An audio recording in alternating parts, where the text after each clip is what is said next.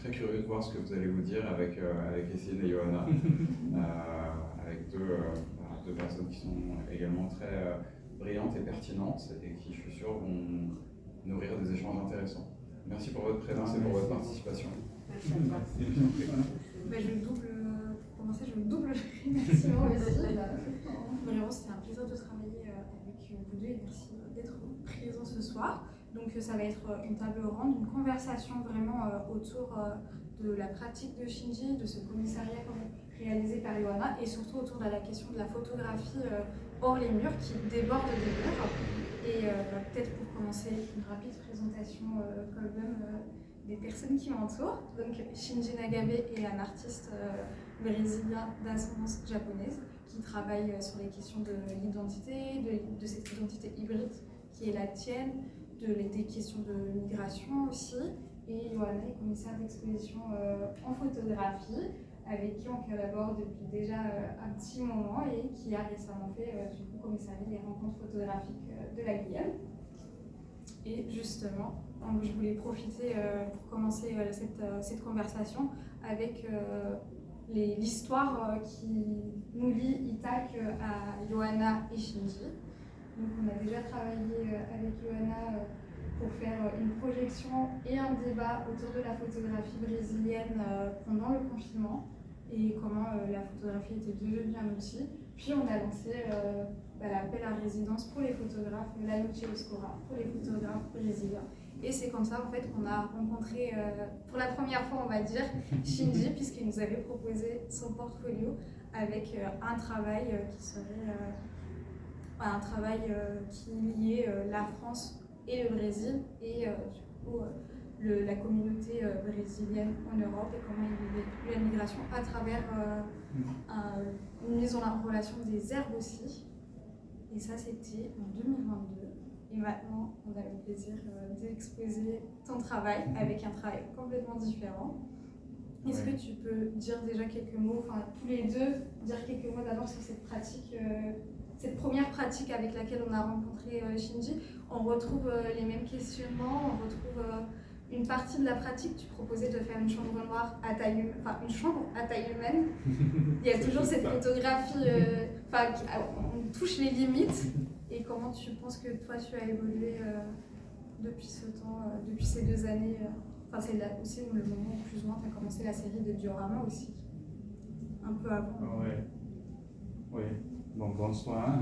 Merci Johanna pour l'invitation. C'est très heureux d'être ici, très touché aussi pour cette opportunité aussi.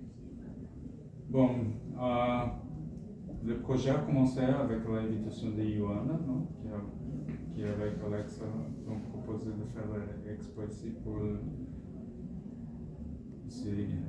créer un projet. J'ai déjà fait cette série.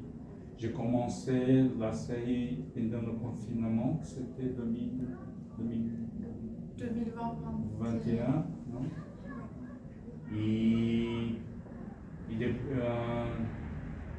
Et depuis ce moment-là, j'ai commencé à bien aimer à travailler mon processus différemment,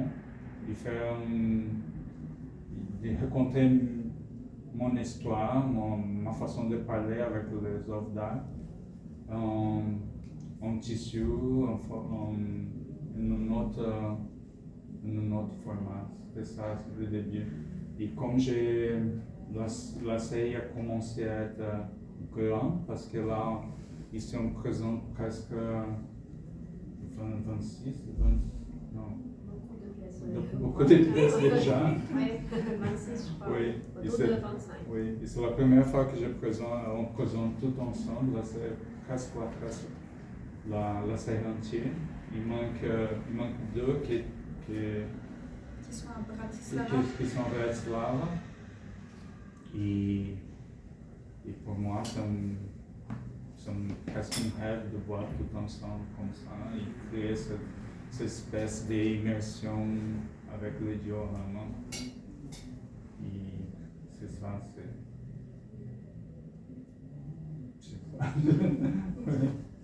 Non, moi je vois par rapport à la résidence, quand on a commencé, que même si le travail était, disons, une autre approche, c'était la même thématique et c'était la même démarche aussi. Une démarche où il y a beaucoup de sculptural, beaucoup de sensations avec l'espace.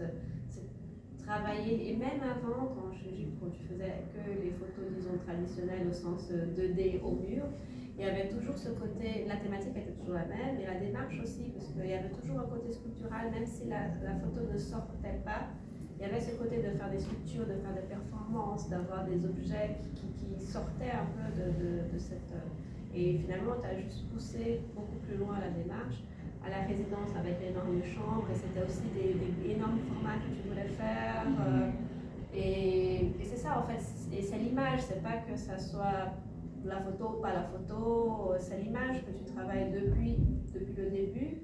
Et dans cet espace, pour la résidence, dans un espace qui est un laboratoire aussi, et qui aujourd'hui, en tant qu'espace, en tant que laboratoire, accueille en plus ces images qui sont vraiment, une démarche que tu as poussée encore plus loin et qui sont qui travaillent l'image toujours. Mais voilà, avec comme vous voyez, avec tous ces 3D, vraiment hors les murs, vraiment hors les murs, parce qu'au commissariat, on a pensé un mur qui n'existe pas, donc c'est vraiment hors les murs. On a fait un mur en plus à étape.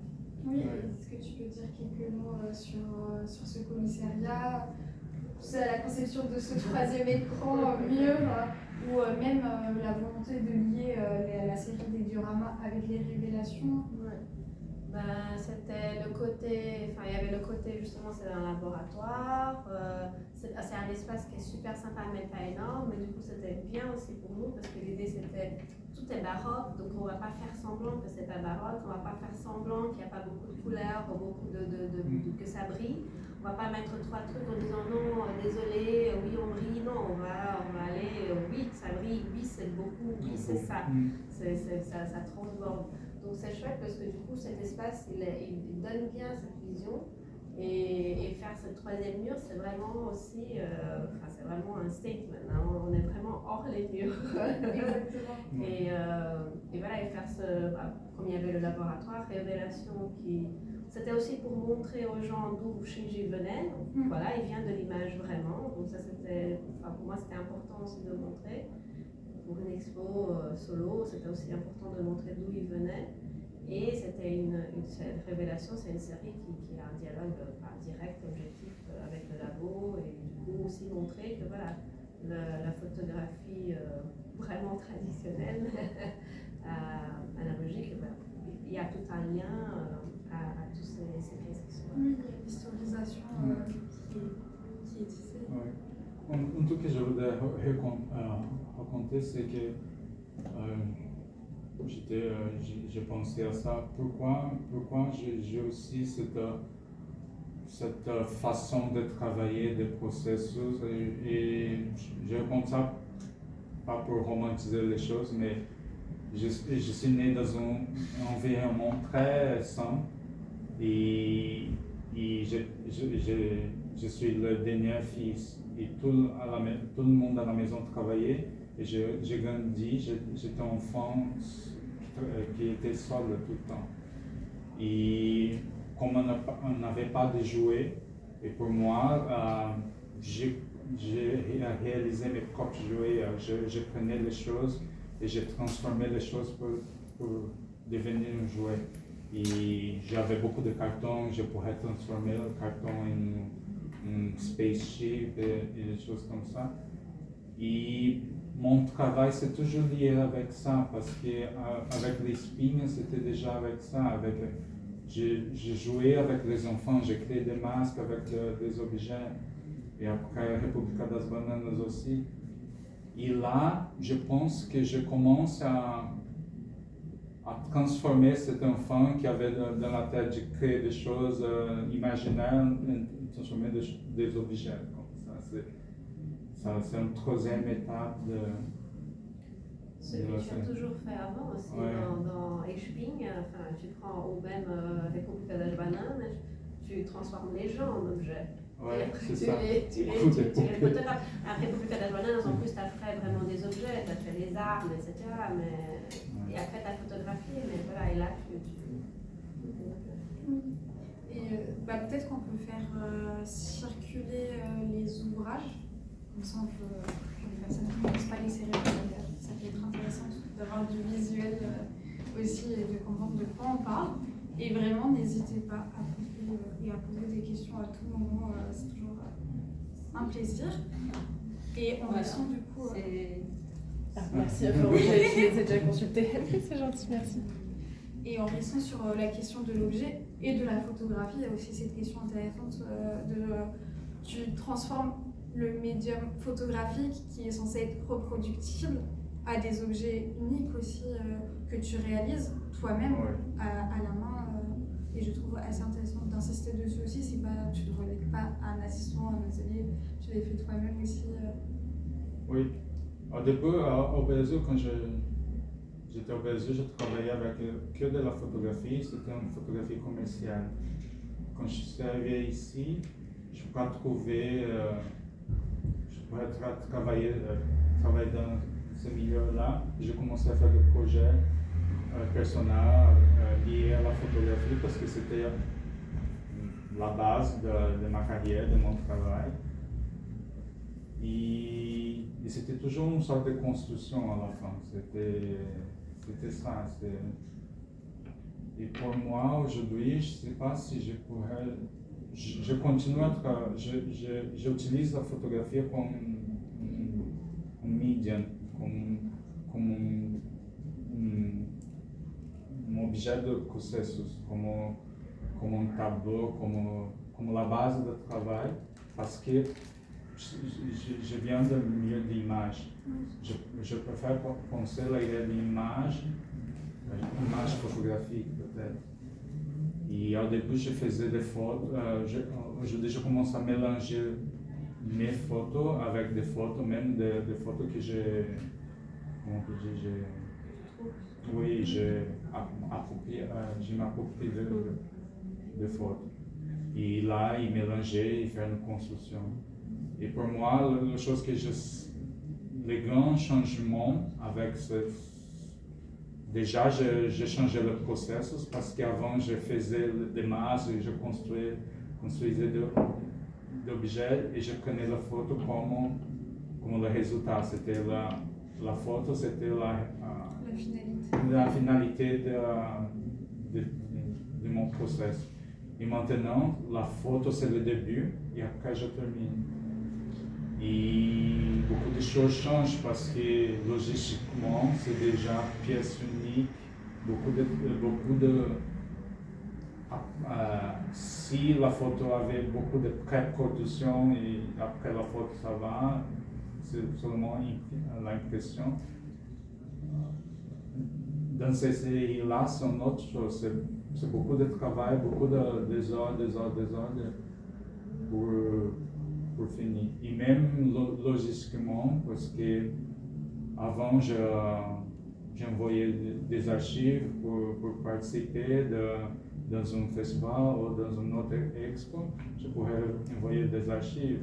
Et maintenant, on voulait présenter les cheveux ici, mais c'était déjà à Bratislava. Et c'est toujours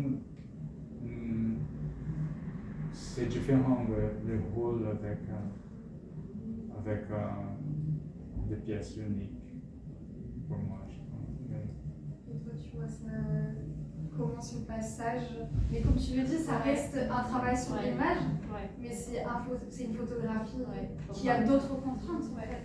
Quand tu m'as présenté, tu dis commissaire de photographie. Oui, mais c'est ça, voilà, c'est un commissaire, je suis vraiment dans le monde de l'image, mais voilà, c'est une commissaire de l'image en fait, parce que c'est de la photo, voilà, du coup, oui, pour moi, je connais Shinji depuis 2016, donc un long regard sur son parcours. Et pour moi, vraiment, effectivement, ça change ton processus créatif, ça change, pratiquement ça change, mais moi je vois vraiment, il y a du sens dans ce parcours pour arriver ici et qui sait où tu va arriver encore. Mais tu vois, pour moi, ça a absolument du sens. C'est pas genre, ah, il a changé, mais qu'est-ce qu'il fait? Oh là là, non, pour moi, c'est vraiment, il y a une trajectoire très belle qui a été faite avec une réflexion, avec des recherches, avec la démarche que, justement, comme tu disais, qui est sortie de quelque chose qui était la photo de la mode. Et du coup, oui, t'as poussé, tu vois, t'es arrivé à ça. Et là, ouais. Et ils sont encore entrés dans le après. Je garde tes projets futurs. Je peux évoquer 2-3 questions dessus. Mais au niveau de la conception d'espace, comment vous voyez les choses ici, tu connaissais le lieu en fait. Je suppose que vous avez vu ça ensemble. Mais pour Bratislava, comment ça s'est passé? Comment vous avez fait du coup le choix aussi de présenter les Zontor ou pas? Comment vous passez outre les problèmes techniques que vous rencontrez parce que c'est des pièces uniques? Le transport. Déjà le transport, c'est... Oui, c'était compliqué. C'est compliqué. Il faut négocier aussi, non? Les choses. Parce que si une pièce est dans un autre festival, c'est toujours compliqué. Oui, je sais pas. Et une chose que je commence à sentir, c'est que c'est des pièces uniques. C'est comme mon fils. C'est comme. Si on se sépare de cette pièce-là, c'est une autre. Presque une douleur de sentir ça parce que oui, avant c'était la photo, la copie oui. Après au moins c'est du tissu, il y a le transport mais c'est quand même très léger et c'est pas des grosses boîtes en béton ou des trucs comme ça. Je commence à regarder beaucoup dans les foires même les foires de photographie. Il y a beaucoup, les gens commencent à beaucoup travailler avec le tissu aussi. Déjà, je pense qu'ils commencent à développer beaucoup la technologie pour imprimer des photos sur les tissus. Et aussi, je pense que les artistes, ils aiment commencer à essayer de nouvelles médias, de nouvelles technologies à travailler. Oui, même quand on n'est pas que dans l'objet unique, disons, on a vu à Arles cette année plein de photos, plein d'expos qui avaient qui travaillent l'image, que ce soit par la vidéo, que ce soit hors les murs. Il y en a plein de plus en plus, on voit. Et je ne parle même pas que de la vidéo, mais voilà, c'est de tissu qui sort ou d'autres choses, des objets, il y en a plein. Exactement. Après, j'ai l'impression aussi que l'art textile reprend beaucoup la scène, c'est un art un peu oublié et délaissé et qui commence à revenir de plus en plus. Mais c'est des objets, l'image devient véritablement objet de recherche. Et est-ce que tu peux un peu plus développer ton processus créatif aussi sur les dioramas? Pourquoi? C'est un univers très coloré, mais avec beaucoup de paillettes, beaucoup de références qui sont présents, comme on a dit à plusieurs reprises, très présents dans ton œuvre depuis très longtemps, mais que tu incorpores de manière différente, avec des couches aussi à cette question très intéressante. Et tu nous disais pour América Latina qui pouvait être violente, qui pouvait être inversée aussi. Ça serait intéressant. Oui. Ça c'est bien de côté, pour moi c'est déjà lié à mon enfance, parce que j'ai raconté déjà que quand j'étais petit, j'ai grandi toute seule et je faisais mes jouets. Mais il y a un côté aussi brésilien, que nous les Brésiliens, on a un carnaval splendide, parce que c'est au début une fête très populaire. Et et comme c'est une fête populaire, on utilise beaucoup de matériel bon marché pour donner pour transformer un truc très luxueux. Et c'est ça mon idée, mon plaisir d'essayer des objets.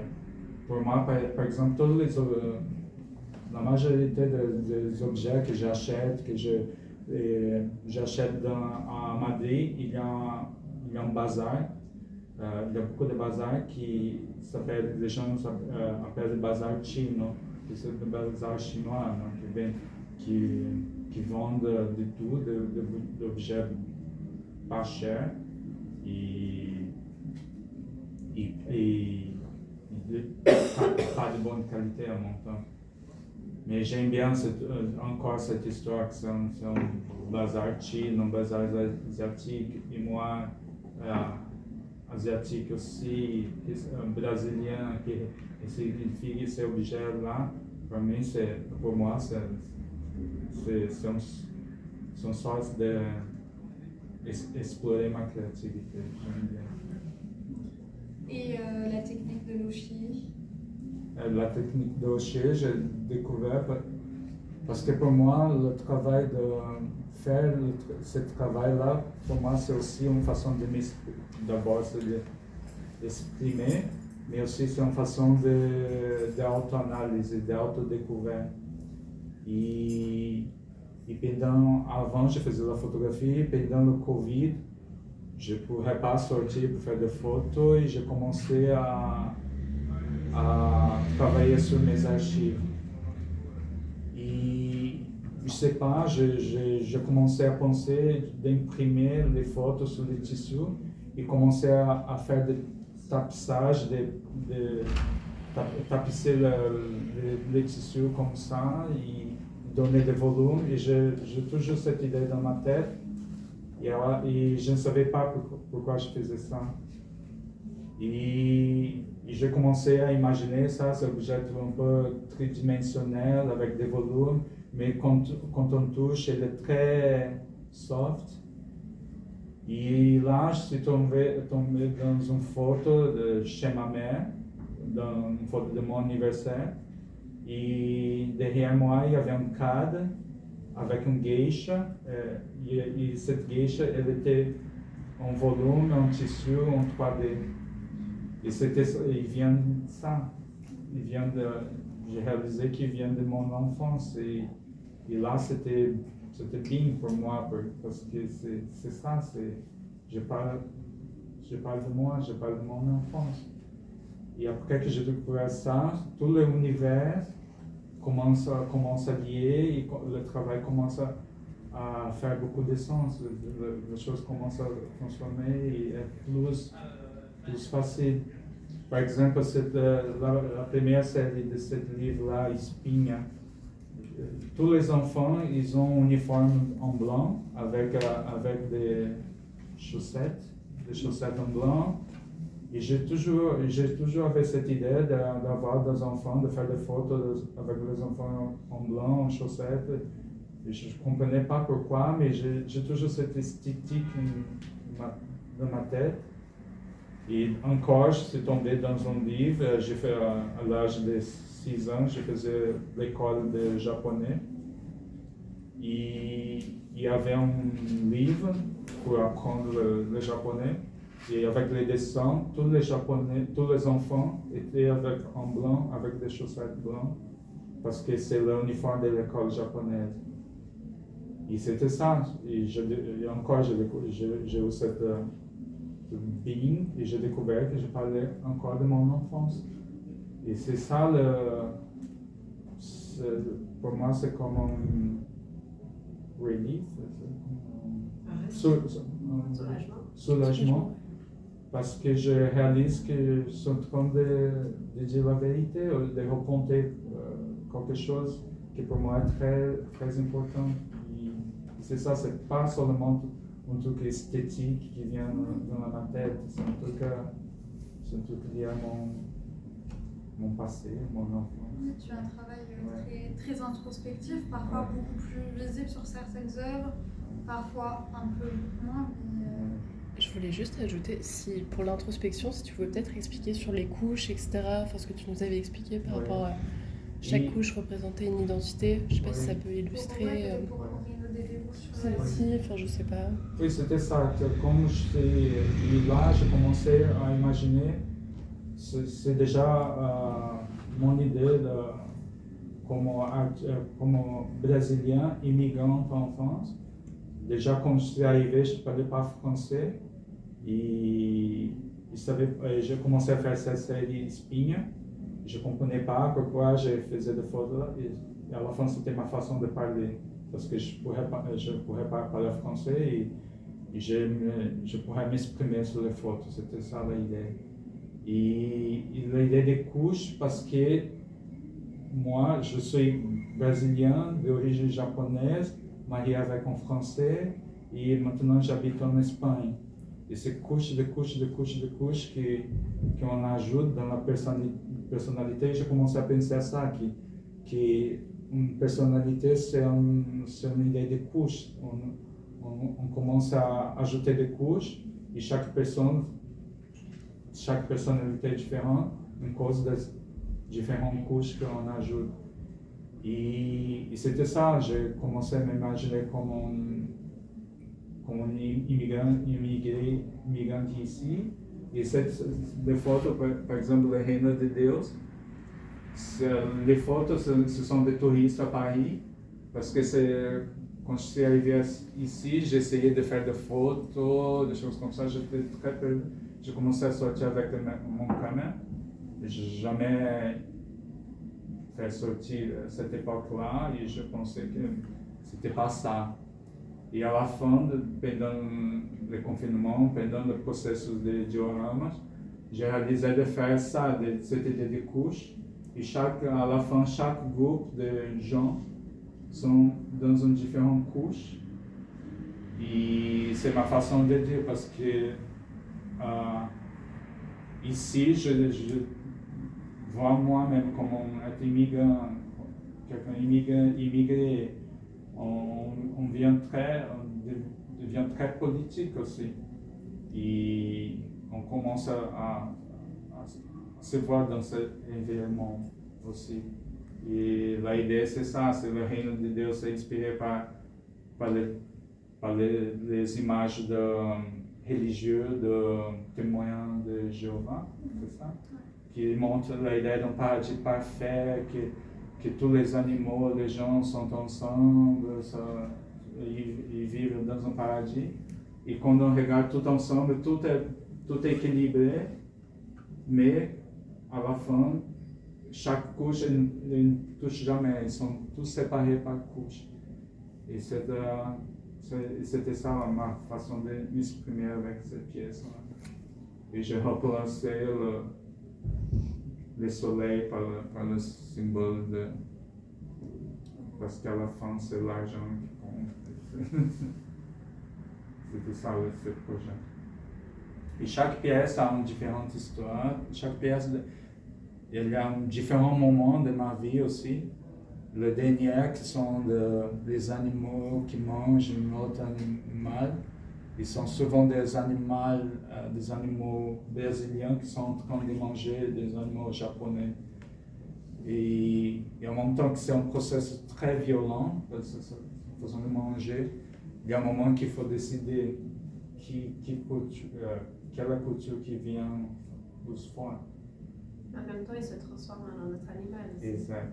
Tu décides pas et c'est un tigre avec des tentacules et ça se transforme en quelque chose d'hybride aussi. Et tu disais aussi le mouvement anthropophagique. Oui, le mouvement anthropophagique brésilien, oui. Oui, c'est un mouvement assez connu au Brésil, c'était dans les années 1920, c'était la scène d'art moderne au Brésil. Donc il y a une très bonne expo de Tarsila do Amaral au musée du Luxembourg qui était une des artistes de cette époque-là. Et du coup, ils ont écrit, Jean Andrade a écrit d'ailleurs, parce que c'était un qui était poète, artiste, a écrit le manifesto anthropophagique. En fait, c'est quelque chose de. Il n'y a pas une culture qui va manger. Je sais pas, enfin, parce qu'au Brésil, il y avait toujours le côté on vient en Europe, on voit tout ce qu'il y a ici, se réalise, etc., et on refait la même chose. En fait, non, le mouvement, c'est de manger comme faisaient le peuple autochtone de Tupinamba, ils mangeaient les peuples qu'ils avaient gagnés et pour prendre leur force. Donc c'est ça, anthropomorphe, c'est manger et dans cette en fait c'est ça, tu deviens hybride, tu prends la force de l'autre et tu prends avec ta force à toi et tu fais quelque chose de hybride et de majestueux, voilà. Ou de hybride. Et puisque tu dis que c'est les pièces les plus récentes que tu as réalisées, il y a aussi un passage de tes photos d'archives à des images que tu commences à approprier aussi. Et donc, la question que c'était tous les trois, et même avec toute l'équipe, posée lorsqu'on préparait ce talk, c'est quoi du coup être photographe, artiste contemporain ou artiste visuel? Commissaire de photo. Commissaire de... non, c'est pas... Oui, c'est la question, oui. Enfin, c'est le premier mot qui m'est venu à l'esprit aussi. Moi, j'ai écrit comme ça, commissaire de photo. Est-ce qu'on est commissaire de l'image? Moi je peux, parce que c'est à moi de décider. Oui, tu décides décides. de nouveau et c'est ça Je que pose tu parles. aux gens, Oui. je voudrais poser cette question. Ouais, c'est ce que tu dis aussi, c'est mettre des cadres, d'identité. Tu es asiatique, tu es brésilien, tu es photographe, tu es artiste contemporain, je sais pas quoi. Oui, je sais pas, Alexandre m'a posé la question si je suis photographe. Peut-être parce que je connais la technique. Techniquement, je suis photographe. Mais est-ce que est-ce que mon travail photographique, je ne sais pas aussi. C'est compliqué de répondre à ça. J'ai l'impression qu'on a bien plus tranché. C'est un peu. Enfin, oui, il y a des cadres, c'est ça. Il y a des cadres, sur le marché, il y a des cadres, c'est un peu difficile d'en sortir complètement. Mais c'est un peu. Voilà. Là, on a sorti avec ton travail, avec un espace qui a un labo et qui se dit non, mais en fait, je travaille l'image et qui met ça. Donc voilà, c'est aussi faire avec et sortir et montrer que c'est pas. Ça choque pas. Ou ça choque et c'est bien aussi.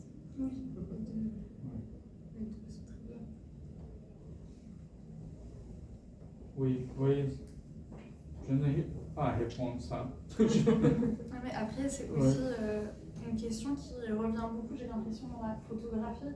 On oppose beaucoup photographe à artiste aussi.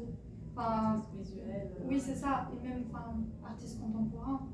Enfin, j'ai eu des visiteurs ici qui disaient, du coup, vous ne faites pas de l'art contemporain. Mais est-ce qu'un photographe vivant est de base un artiste contemporain aussi? Mais c'est assez intéressant que il y a quand même, la place de la photographie soit toujours un peu à part.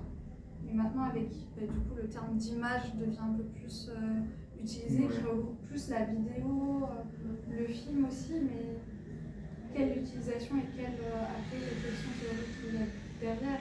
Est-ce que ça met quand même pas à part à la Biennale cette année, par exemple, et à la Biennale de Venise cette année, il y avait 50 000 travaux qui étaient très manuels et 50 000 qui étaient vidéo. Et les deux ensemble dans la Biennale d'art contemporain.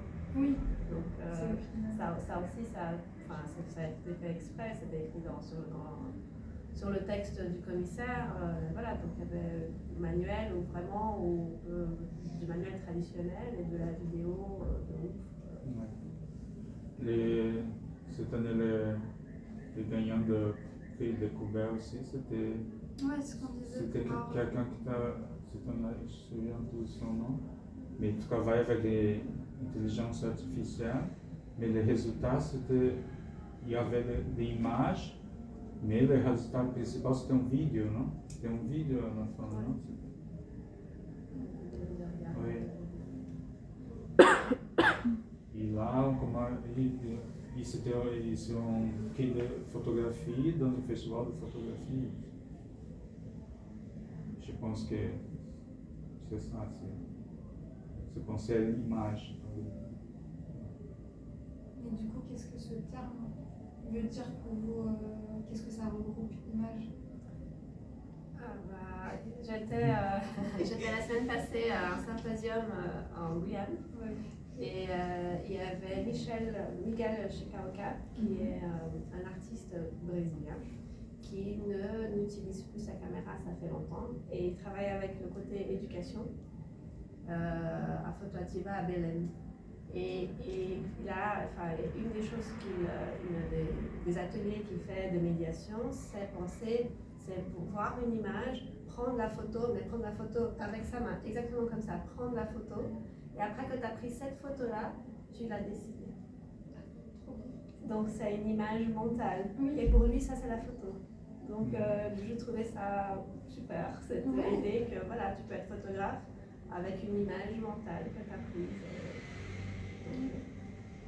Et même avec la photographie, non, ici, dans le laboratoire, il y a beaucoup de gens qui essayent de changer un peu le processus aussi, non?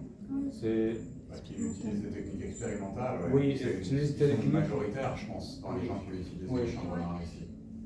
Mais justement, on avait Dirceo qui faisait des images avec la technique du chimigramme, qui dessinait sans appareil photo, mais c'était... Et on voyait des forêts, on pouvait voir des forêts. Et encore, c'est faire quelque chose basé sur la photographie, mais est-ce que c'est la photographie tout? Oui. Donc, c'est déjà ça. Ça joue beaucoup avec les limites à la fois des mots et de ce qu'on impose, de ce qu'on donne, comment on définit les mots, mais du médium aussi.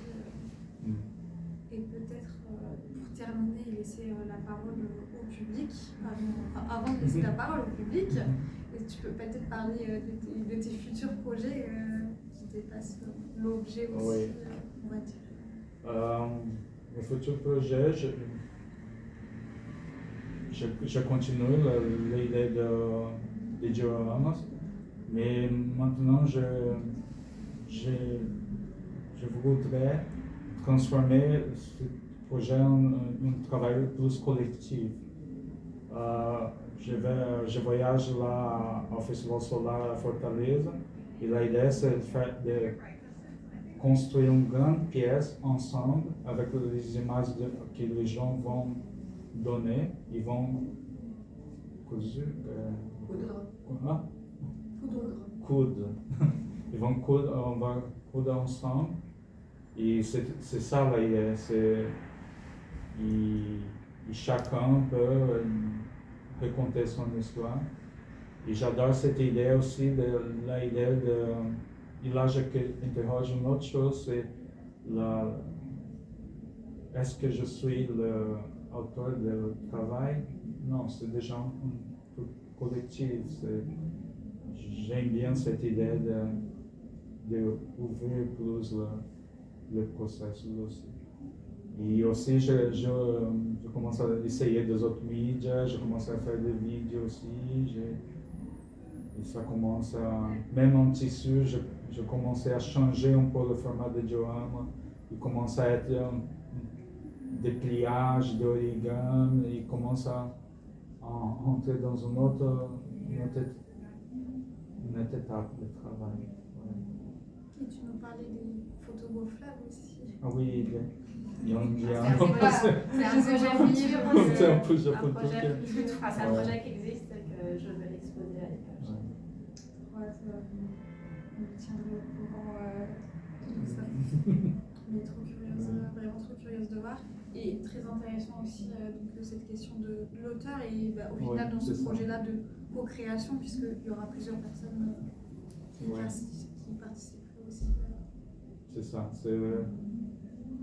Pour moi, c'est cette idée de faire quelque chose en collectif, c'est quelque chose de réunir les gens pour faire quelque chose. Ça, c'est le plus important maintenant pour moi. Puisqu'on est tous réunis ici, si vous avez des questions, n'hésitez pas, c'est le moment.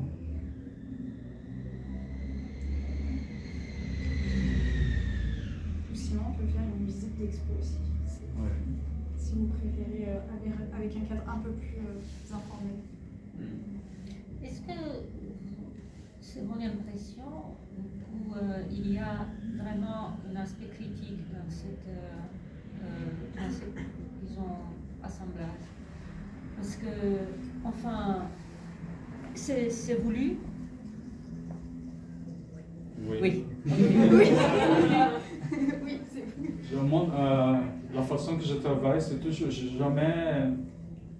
j'utilise beaucoup la ironie pour montrer les choses. Et dans le projet de la République de Banane, par exemple, j'ai créé un état de fiction, que c'était un état avec les gens avec la tête de banane, un état de fiction pour dire que c'était horrible l'arrivée de l'extrême droite au Brésil. Et c'était ça, c'est de vrais gens, mais c'est basé sur la ironie. Les pistolets sont faits avec des bananes, mais ce ne sont pas des pistolets. Mais c'est déjà l'idée Make America Latina again. C'est ça, c'est politique, c'est très politique. Voilà, ok. De séparer les gens en couches. Et ils mangent, ils regardent tous là. C'est une façon de dire, je préfère. En même temps, c'est ma façon de penser à la fin. Toujours, j'essaye de donner un peu de légèreté pour ne pas être trop. Parce qu'à la fin, tout est coloré, tout est brillant. Et pour moi, j'aime bien jouer. Toujours dit ça, j'aime bien travailler avec l'ironie parce que les gens qui comprennent. Les gens qui ne comprennent rien, prennent seulement le côté esthétique, le côté rigolo, et ça va. Ils ne vont jamais être violents avec moi à cause de ça. Et c'est un peu la façon brésilienne de dire les choses. À la fin, tout est mis en fait, un carnaval. Justement, la fête la révolutionnaire. Exactement, c'est ça. Oui. Je le dis et je le crois. Oui, même le carnaval, souvent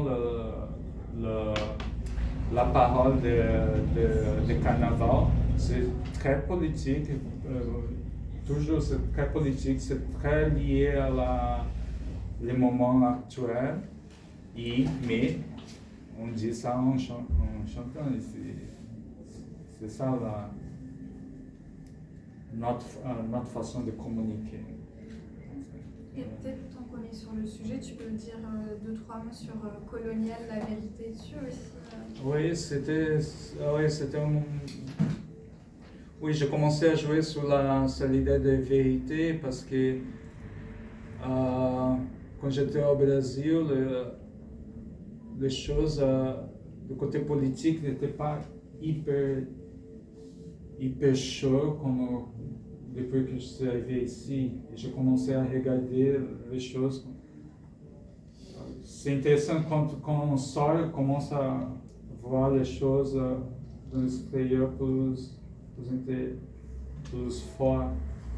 Et là, pendant le Covid, j'étais je voulais beaucoup parler très politique, mais aussi il y avait un moment de la pandémie où la vérité était hyper. Il y avait beaucoup de fake news. Et c'était ça, c'est une couche qui se couvre une autre couche. Et la idée c'était ça, et à la fin, Mais par exemple, le Clorox, c'était. C'était le Clorox. Ce que Trump avait dit, buvez du Clorox pour ne pas avoir le Covid, c'était ça, non? Exactement. Et mieux mourir.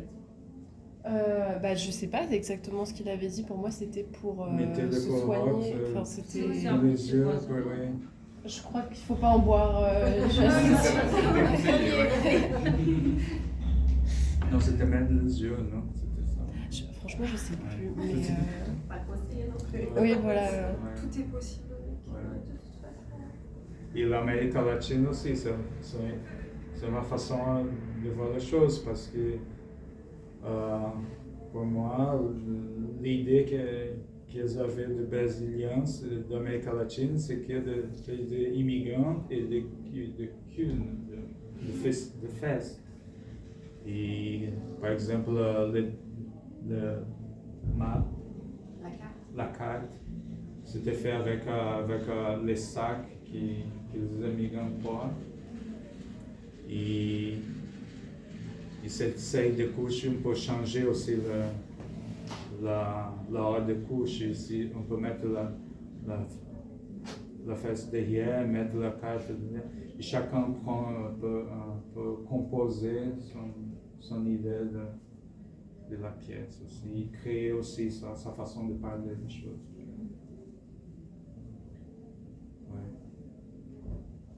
C'était ça, ouais. Oui. Je voulais me permettre peut-être une question à propos de l'exotisme dans ton travail et de toi-même, ton identité étant à la fois japonaise et brésilienne. Il y a une forme pour un occidental à Paris, le Brésil c'est l'exotisme, mais pour un japonais au Brésil c'est aussi l'exotisme de l'exotisme. Ouais. Est-ce que vous seriez d'accord, vous trois, comment est-ce que vous mettriez en perspective l'exotisme dans ton travail avec ton identité duale à la fois japonaise et brésilienne? Oui, pour moi, c'est compliqué parce que quand j'étais au Brésil, personne m'a appelé japonais. Et après, j'ai vécu au Japon, les gens m'appelaient brésilien. Et ici, quand je raconte que je suis brésilien, tout le monde pense que c'est une blague. Et j'ai toujours cette sensation de pas être à bonne place. J'ai toujours, mais aussi je m'adapte. Et ça c'est pourquoi j'ai toujours cette façon d'être exotisme. Pour moi c'est plus une sorte d'adaptation. Je me sens, je suis toujours en train de m'adapter à des choses. Après ton travail est très critique contre ça. Enfin, derrière toi, artiste, qu'on doute un propre dépourvu des codes européens. Oui. Enfin, tout est aussi très critique. Et comme tu disais avant, si quelqu'un arrive ici et veut voir ça comme une manière, oh, c'est un artiste brésilien, il fait les cloches colorées, et ne pas voir le politique, il n'a rien compris, mais il peut voir ça. Donc aussi, c'est une critique. Continuer avec ce regard. Et sinon, la personne qui peut aller au-delà et qui va voir, et cette critique, elle est là aussi. Je me souviens la première fois que je présentais mon premier essai dans la lecture du portefeuille, les gens, j'ai une critique, c'était « Ah, tu es trop coloré, il faut baisser un peu la saturation de tes photos parce qu'elles sont trop colorées. » Et là, je ne comprenais pas pourquoi, c'était très naturel. Est-ce que je lève un peu la saturation de mes photos pour m'adapter ou je continue avec ça? Et à la fin, j'ai mis des dorés, Ouais. C'est compliqué parce que j'ai essayé même de... Ça, c'est pourquoi je parle d'adaptation, parce que j'ai essayé d'élever un peu la saturation, mais je comprends que c'est pas moi. C'est une copie. C'était comme une copie. Vous connaissez Vincent Rosenblatt? Si. Ok. Oui. Parce que c'est pour lui aussi qui était d'une ascendance, disons, est-européenne, polonaise, et faisait de formidables photos noir et blanc, Cartier-Bresson, etc. Une fois arrivé au Brésil, explosion. Donc il y a quelque chose qui, je ne sais pas, c'est le carnaval, c'est les machines, c'est la musique, je ne sais pas, mais c'est autre chose complètement. Donc, avec Vincent, je le connais aussi, et avec Vincent, il y a aussi un côté personnel, c'est l'explosion est venue d'ici. C'est pas juste une explosion qui est venue du regard, c'est venu d'ici et voilà, il n'a jamais quitté le Brésil. Mais pour moi, il y a un côté position solaire aussi. Parce qu'on ne va jamais trouver la température de la couleur quand on prend des photos dans la ligne de l'équateur qui est ici. J'ai déjà essayé de faire des photos ici. Ça change beaucoup. On voit bien par les photos nordiques dans notre couleur, parce que c'est ça. impossible de Et voir. c'est ça, je pense toujours ça. Au Brésil, le soleil vient comme direct. Ça donne une couleur forte. Et ici, c'est toujours une couleur un peu comme ça. Et ça vient des gris, des bleus. C'est une couleur plus filtrée. Mon théorie. Mais Ma juste théorie. pour faire le lien, c'est ce que tu disais par rapport à l'argentique, lors du développement, on a besoin de température pour développer les photos qui est, je sais plus, 20 degrés. 20 degrés Et que, voilà, en Afrique par exemple, on ne peut pas forcément atteindre cette température ou en Turquie avec, voilà, et du coup ça teinte le tirage d'une autre manière. Après, je ne suis pas spécialiste là-dedans, mais voilà. Est-ce que vous avez peut-être une dernière question et sinon on passe à une petite visite Ouais, je voulais te demander, Shinji, qu'est-ce qui t'amène, je vois que tu prends plein de choses de la vie de tous les jours, de ton quotidien, avec énormément de légèreté, des trucs hyper profonds de tes origines, enfin profonds, qui vont plus loin, quoi. Et comment tu t'amuses avec ça, toi? Comment au quotidien, quand tu crées au quotidien ou sur le plus long terme, qu'est-ce qui t'amuse en créant des liens entre tes origines et ce que tu peux voir des trucs? Voilà, quand je vois Clorox comme ça, ou même Make America Latina Good Again, je vois des éléments de culture que tu t'appropries. Et comment toi tu t'amuses avec ça? C'est quoi qui te motive, qui te donne envie de créer comme ça? Ouais. Pour moi, je me sens comme un catalyseur. C'est ça, le mot existe. Parce que il y a un moment que j'absorbe. Et pendant le processus, c'est le moment de vomir les choses. Et ça, c'est le moment, oui, j'ai besoin de gérer. Et c'est toujours très intuitif. Je n'ai qu'une idée. Ça, c'est pourquoi pour moi, le processus, mon travail, c'est un processus d'autodécouverte. Pourquoi je parle de mains? Pourquoi j'ai commencé à faire les mains comme ça? L'idée de collier géant, par exemple. Je n'ai qu'une idée. J'ai commencé à travailler avec... J'avais une idée que c'était des portables, des téléphones, comme ça, des anciens. Et à la fin, c'est encore le moment de ma vie. Ce sont 49 portables. Et 49, c'est mon âge maintenant. C'est le moment que je vais changer pour 50. Et 50, ça commençait à mélanger des choses dans ma tête. Et j'ai commencé à travailler des portables anciens. Et je commence à sentir que je ne suis pas plus jeune, même si ma tête est un peu... J'essaie de penser que... Et c'est ça, c'est le procès. C'est le moment que je commence à sortir de problématisations que j'ai dans ma tête, que je m'exprime dans les pièces. Ils sont des portables anciens parce que c'est des choses qu'il faut adapter, c'est un cycle, c'est toujours un peu comme ça. Ok. C'est presque du design, c'est presque l'appropriation, ouais, ça sonne presque comme du design dans ma tête. Oui, du design, oui, parce que j'ai une idée dans ma tête, oui, j'ai une idée. La chose peut changer, mais j'ai une idée comment la personne se... Merci à vous tous les deux et merci à vous tous